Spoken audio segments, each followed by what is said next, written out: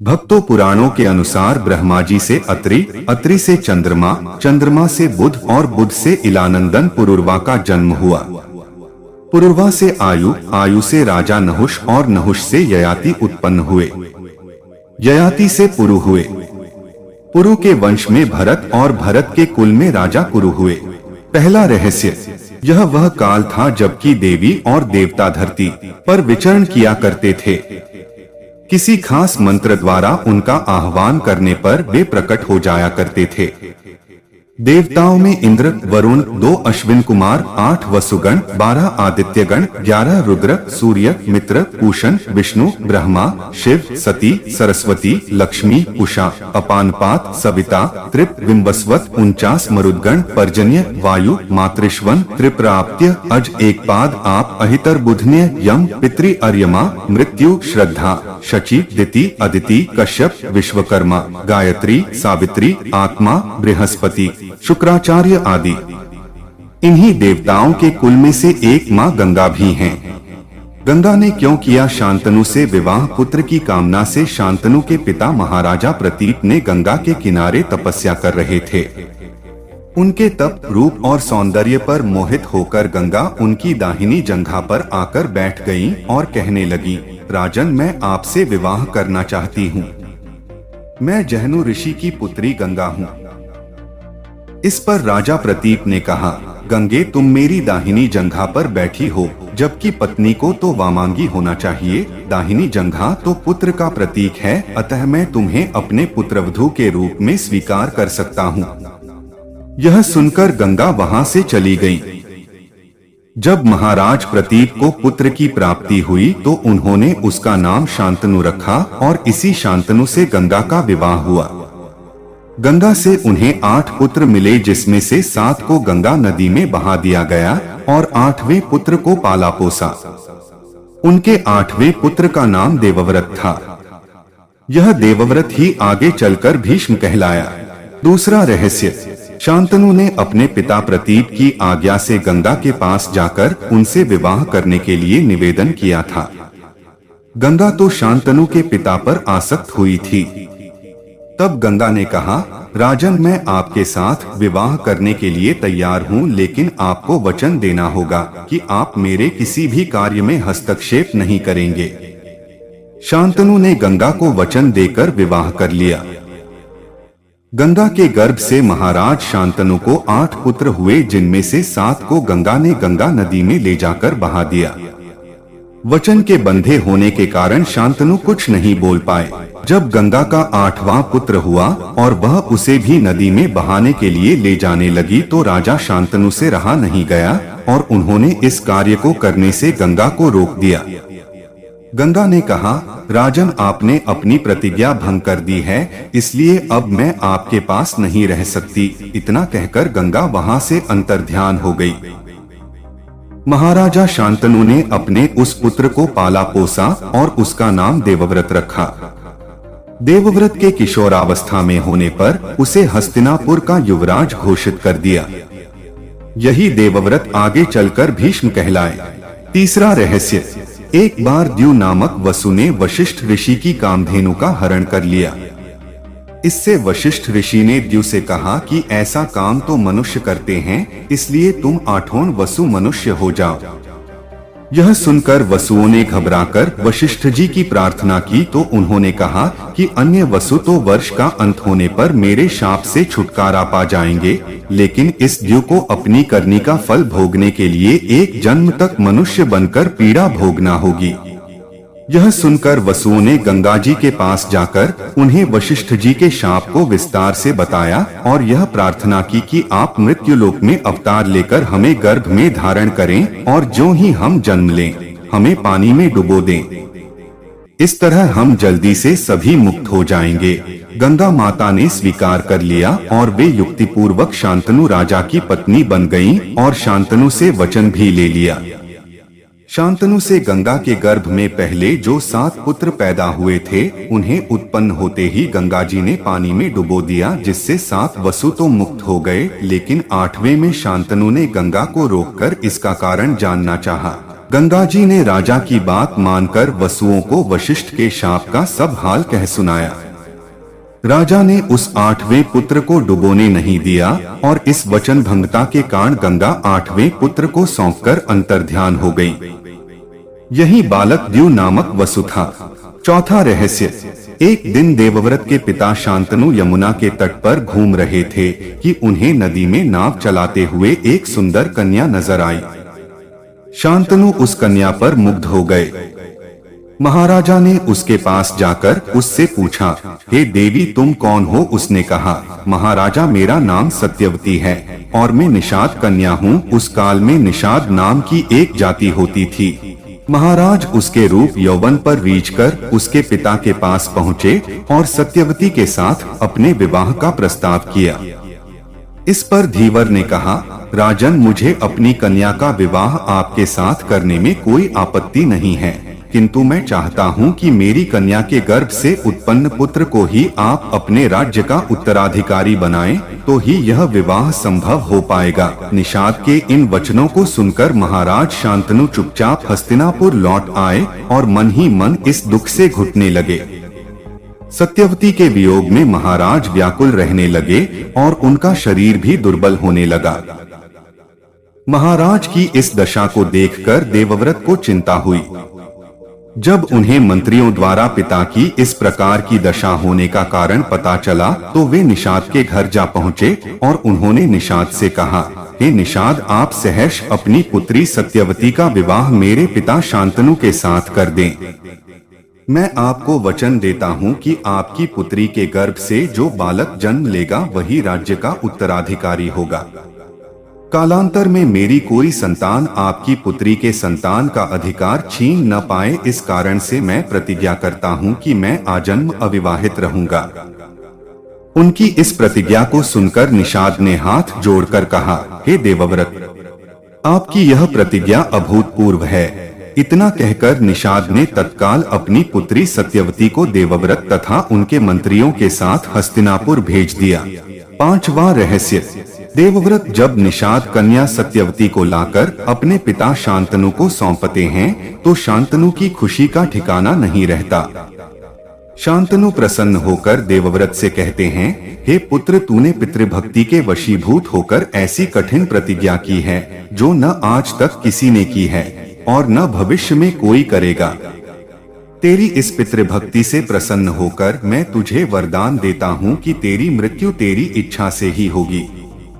तेरी इस प्रकार की प्रतिज्ञा करने के कारण तू भीष्म कहलाएगा और तेरी प्रतिज्ञा भीष्म प्रतिज्ञा के नाम से सदैव प्रख्यात रहेगी। छठा रहस्य। सत्यवती के गर्भ से महाराज शांतनु को चित्रांगद और विचित्रवीर्य नाम के 2 पुत्र हुए। शांतनु की मृत्यु के बाद चित्रांगद राजा बनाए गए, किंतु गंधर्वों के साथ युद्ध में उनकी मृत्यु हो गई। तब विचित्रवीर्य बालक ही थे। फिर भी भीष्म विचित्रवीर्य को सिंहासन पर बैठाकर खुद राजकार्य देखने लगे। विचित्रवीर्य के युवा होने पर भीष्म ने बलपूर्वक काशीराज की 3 पुत्रियों का हरण कर लिया और वे उसका विवाह विचित्रवीर्य से करना चाहते थे, क्योंकि भीष्म चाहते थे कि किसी भी तरह अपने पिता शांतनु का कुल बढ़े। लेकिन बाद में बड़ी राजकुमारी अंबा को छोड़ दिया गया, क्योंकि वह शाल्वराज को चाहती थी।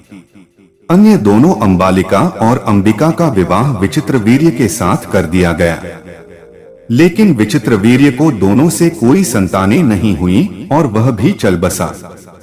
एक बार फिर गद्दी खाली हो गई। सत्यवती शांतनु का वंश तो डूब गया और गंगा शांतनु के वंश ने ब्रह्मचर्य की प्रतिज्ञा ले ली थी। अब हस्तिनापुर की राजगद्दी फिर से खाली हो गई थी। 7वां रहस्य। परशुराम से युद्ध। विचित्रवीर्य के युवा होने पर उनके विवाह के लिए भीष्म ने काशीराज की 3 कन्याओं का बलपूर्वक हरण किया था, जिसमें से एक को शाल्वराज पर अनुरक्त होने के कारण छोड़ दिया था। लेकिन शाल्वराज के पास जाने के बाद अंबा को शाल्वराज ने स्वीकार करने से मना कर दिया। अंबा के लिए यह दुखदायी स्थिति हो चली थी। अंबा ने अपनी इस दुर्दशा का कारण भीष्म को समझकर उनकी शिकायत परशुराम जी से की। परशुराम जी ने अन्याय के खिलाफ लड़ने की ठानी। परशुराम जी ने भीष्म से कहा कि तुमने अंबा का बलपूर्वक अपहरण किया है, अतः अब तुम्हें इससे विवाह करना होगा, अन्यथा मुझसे युद्ध के लिए तैयार हो जाओ। भीष्म और परशुराम जी का 21 दिनों तक भयंकर युद्ध हुआ।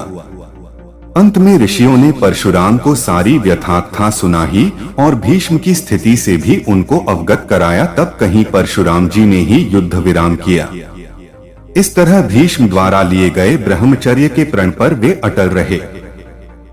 8वां रहस्य, सत्यवती के शांतनु से उत्पन्न दोनों पुत्र चित्रांगद और विचित्रवीर्य की मृत्यु हो जाने के बाद सत्यवती भीष्म से बार बार अनुरोध करती हैं कि पिता के वंश को चलाने के लिए अब तुम्हें विवाह कर पुत्र उत्पन्न करना चाहिए, लेकिन भीष्म अपनी प्रतिज्ञा तोड़ने को तैयार नहीं होते हैं।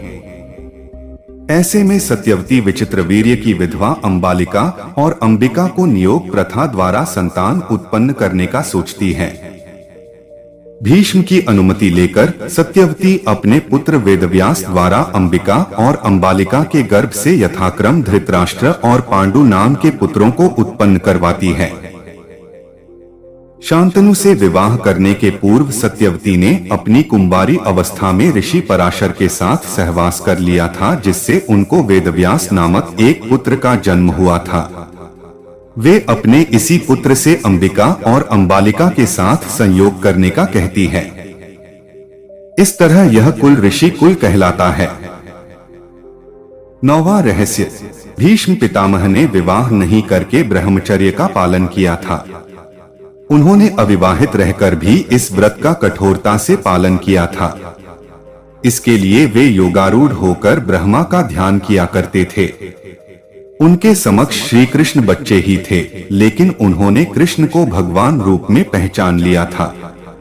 वे सदा कृष्ण भक्ति में लीन रहते थे। महाभारत युद्ध के दौरान श्री कृष्ण ने निहत्थे रहकर अर्जुन का रथ हाँकने की प्रतिज्ञा की थी, लेकिन भीष्म ने उनसे शस्त्र ग्रहण करने का वचन ले लिया था। कृष्ण के लिए यह धर्म संकट की स्थिति बन गई थी। अंत में भक्त की लाज रखने को जब श्री कृष्ण रथ का पहिया लेकर दौड़ पड़े, तब भीष्म ने हथियार रख दिए और श्री कृष्ण के हाथों मारे जाने में ही अपनी मुक्ति समझने लगे। कृष्ण ने ऐसा करके अपने हथियार न धारण करने की प्रतिज्ञा भी पूरी की और भीष्म के कहने पर हथियार धारण करने का वचन भी पूरा कर दिया। 10वां रहस्य, महाभारत के युद्ध में भीष्म पितामह कौरवों की तरफ से सेनापति थे। कुरुक्षेत्र का युद्ध आरंभ होने पर प्रधान सेनापति की हैसियत से भीष्म ने 10 दिन तक घोर युद्ध किया था। 9वें दिन भयंकर युद्ध हुआ, जिसके चलते भीष्म ने बहादुरी दिखाते हुए अर्जुन को घायल कर उनके रथ को जर्जर कर दिया। युद्ध में आखिरकार भीष्म के भीषण संहार को रोकने के लिए कृष्ण को अपनी प्रतिज्ञा तोड़नी पड़ती है। उनके जर्जर रथ को देखकर श्री कृष्ण रथ का पहिया लेकर भीष्म पर झपटते हैं, लेकिन वे शांत हो जाते हैं। परंतु इस दिन भीष्म पांडवों की सेना का अधिकांश भाग समाप्त कर देते हैं। 10वें दिन भीष्म द्वारा बड़े पैमाने पर पांडवों की सेना को मार देने से घबराए पांडव पक्ष में भय फैल जाता है। तब श्री कृष्ण के कहने पर पांडव भीष्म के सामने हाथ जोड़कर उनसे उनकी मृत्यु का उपाय पूछते हैं। भीष्म कुछ देर सोचने पर उपाय बता देते हैं। 11वां रहस्य, 10वें ही दिन इच्छा मृत्यु प्राप्त भीष्म द्वारा अपनी मृत्यु का रहस्य बता देने के बाद इसके बाद भीष्म पांचाल तथा मत्स्य सेना का भयंकर संहार कर देते हैं। फिर पांडव पक्ष युद्ध क्षेत्र में भीष्म के सामने शिखंडी को युद्ध करने के लिए लगा देते हैं। युद्ध क्षेत्र में शिखंडी को सामने डटा देखकर भीष्म अपने अस्त्र शस्त्र त्याग देते हैं। इस मौके का फायदा उठाकर कृष्ण के इशार पर बड़े ही बेमन से अर्जुन ने अपने बाणों से भीष्म को छेद दिया। भीष्म बाणों की शरशया पर लेट जाते हैं। दरअसल भीष्म ने अपनी मृत्यु का रहस्य यह बताया था कि वे किसी नपुंसक व्यक्ति के समक्ष हथियार नहीं उठाएंगे। इसी दौरान उन्हें मारा जा सकता है। इस नीति के तरह युद्ध में भीष्म के सामने शिखंडी को उतारा जाता है। भीष्म को अर्जुन तीरों से छेद देते हैं। वे कराहते हुए नीचे गिर पड़ते हैं। जब भीष्म की गर्दन लटक जाती है तब वे अपने बंधु बांधवों और वीर सैनिकों से क्या कहते हैं, जानिए। 12वां रहस्य।